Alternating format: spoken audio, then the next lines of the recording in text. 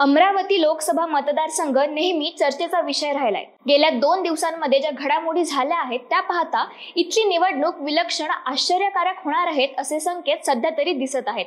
कारण या मतदारसंघातून नवनीत राणा सध्याच्या खासदार आहेत। त्या 2019 ला अपक्ष लढल्या होत्या। आता त्यांना परत निवडून द्यायचे नाही अशी भूमिका इतर पक्षांच्या नेत्याकडून येत होती। अशातच महायुतीने तर त्यांना मुळीच संधी देऊ नये अशी भूमिका महायुतीतल्या मित्र पक्षांची होती। तर ही भाजपाने राणा यांना पक्षात घेऊन उमेदवारी जाहीर केली। तर ही निवडणूक अधिक गुंतागुंतीची असताना दुसरीकडे वंचित बहुजन आघाडी मास्टर स्ट्रोक मारून आपला डाव साधलाय। आता वंचित बहुजन आघाडीने कोणता डाव साधलाय, नेमकी काय असणार आहे समीकरणे आणि त्यांनी टाकलेला डाव कसा अप्लाय होणार या व्हिडिओच्या माध्यमातून बघूया। नमस्कार, मी आदिती खडकीकर आणि तुम्ही बघतायत महाराष्ट्र भूमी।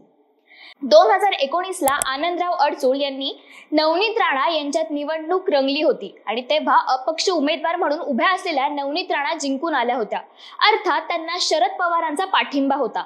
आता पुरोगामी विचारसरणीच्या नेत्याचा पाठिंबा असल्यामुळे मतदारसंघातील पुरोगामी मतदार त्यांच्या पाठीमागे खंबीरपणे उभा राहिला। मात्र नंतर त्यांची बदलत जाणारी भूमिका त्यांच्याबद्दलचा विश्वास कमी करणारी ठरली अशी चर्चा आहे। त्यांनी प्रखर हिंदुत्ववादाची घेतलेली भूमिका डाव्या विचारसरणीच्या लोकांना न रुचणारी होती असंही बोलल्या जाते। कारण हा मतदारसंघ एसटी साठी राखीव आहे आणि दुसरी बाब म्हणजे या मतदारसंघात जवळपास 19% अनुसूचित जाती तर 18% मुस्लिम मतदार आहेत।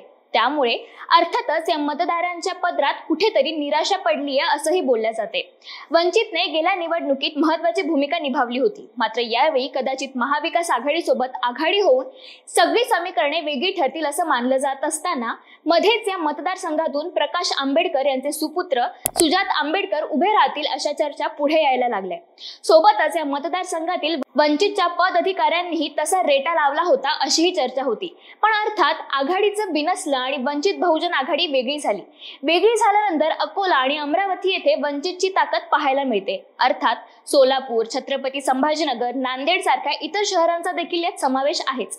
पण अकोला आणि अमरावती या 2 शहरात वंचितचं मोठं प्राबल्य आहे असं बोलल्या जातं। त्यामुळे अमरावती आणि अकोला इथून कोणता उमेदवार देण्यात येईल याकडे सगळ्यांचे लक्ष लागलं होतं।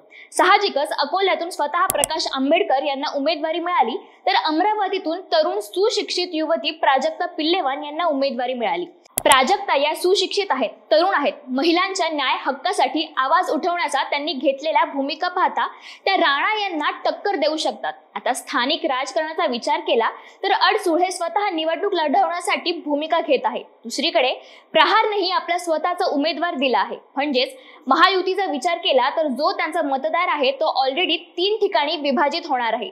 राहिला प्रश्न पुरोगामी विचारसरणीच्या मतदाराचा, तर तिथून काँग्रेसपेक्षा वंचितला मानणारा वर्ग थोडा अधिक दिसतो।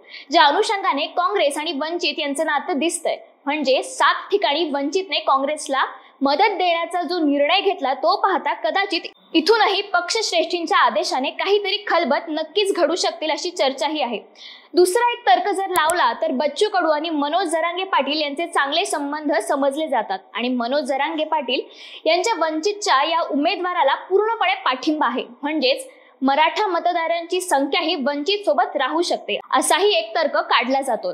एकंदरीत सगळे हिशोब पाहिला तर वंचितने इथून आपला डाव साधलाय का, याबद्दल आपल्याला काय वाटतं कमेंट मध्ये नक्की सांगा। धन्यवाद।